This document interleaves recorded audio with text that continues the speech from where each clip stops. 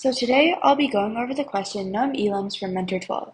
This question asks us to write a generator function num-elums that takes in a possibly nested list of numbers list and yields the number of elements in each nested list before finally yielding the total number of elements, including the elements of nested lists in list. For a nested list, yield the size of the inner list before the outer, and if you have multiple nested lists, yield their sizes from left to right. We can just run through one of the doc tests to help us make more sense of this problem. We see that when we pass in a flat list with the elements 3, 3, 2, 1 into num-elums, we see that num-elums yields 4. This is equal to the amount of elements within the list that we passed in. Now, going into a doc test where we pass in a list with multiple nested lists, we see that num-elums first yields 2, the amount of elements within this innermost nested list of 5 and 7, and then it yields 4, which is the sum of the amount of elements in that inner nested list plus the amount of elements in the nested list surrounding it. And then following that trend, we then yield 5, and then 8, until we finally yielded the total number of elements in the entire input list.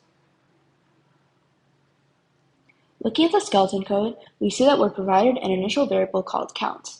We can use this variable to keep track of the number of elements that the generator function should be yielding, by constantly incrementing it as we iterate through the input list. We can set the initial count to 0. We notice from the doc test that the nested lists are processed first, going from the deepest nested list to the outermost list. This gives us a hint that we're probably going to be using some kind of recursive call. Looking at this for loop, we know that we want a way of iterating through the elements in this input list. Since the input list could be composed of multiple nested lists, we know that we'll probably need more than one for loop to iterate through all of the elements, and we see that the skeleton code provides us with 2 for loops. For the outer loop, we can start simply with for elem in list to access the elements in the input list. We now have an if statement, and we know that we just went within this outermost list, and we know that we want to access the nested list within it if they exist. So we should check if there are nested lists to begin with. We can do this by writing if is instance elem list. So this will basically just tell us if we're dealing with nested lists or a regular flat list. If the input list is not a nested list, we can refer back to the doc tests and see that we simply yield the amount of elements in that list. So for each element, we can implement count by 1.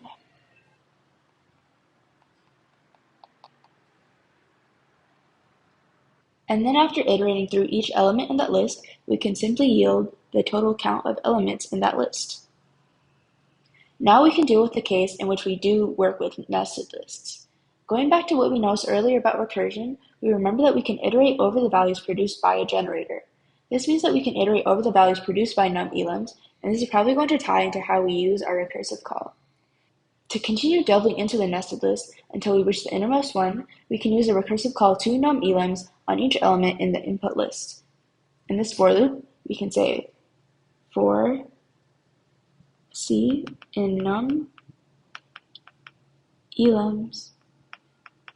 of elem